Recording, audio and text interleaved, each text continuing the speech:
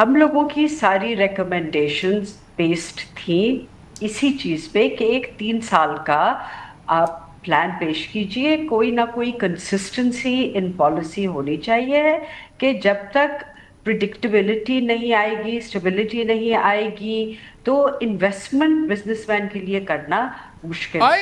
I agree with you. I agree with you. We know all this. We know all this. یہ تو economics 101 ہے.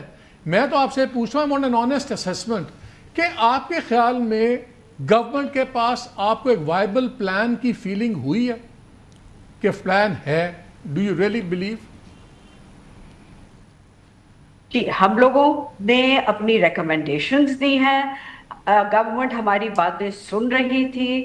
جیسے آپ نے کہا ہماری بہت ساری میٹنگز ہوئی ہیں, وہ سب باتیں سن رہے تھے. ہمارا سینس یہ ہے کہ وہ سمجھ بھی رہے تھے. وہ یہ بھی ہم سے کہتے تھے کہ وہ یہ بھی سمجھتے ہیں کہ جو سیلریڈ کلاس ہے اور جو بزنس فارمل سیکٹر کی ڈاکیومنٹڈ کمپلائنٹ بزنسز ہیں, ان پہ اننیسیسری بوجھ ہے اور سارا برڈن جو ہیں یہی برداشت کر رہے ہیں. اس لیے براڈنگ آف ٹیکس بیس کی ضرورت ہے, ہم سمجھتے ہیں.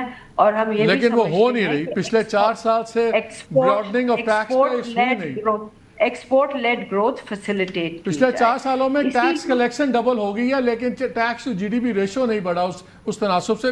صوبائی حکومت ڈاکٹر صاحب یہ بتائیں, اگر چیزیں اتنی اچھی ہیں جو بزنس کاؤنسل کی کمپنیز ہیں, ڈو یو سی دیم کہ اگلے 1 سال کے اندر یہ اپنے بزنسز میں اور انویسٹ کر کے پھیلاؤ کر رہی ہیں کہ ابھی آپ لوگ بھی ویٹ اینڈ سی کی پالیسی پہ چل رہے ہیں؟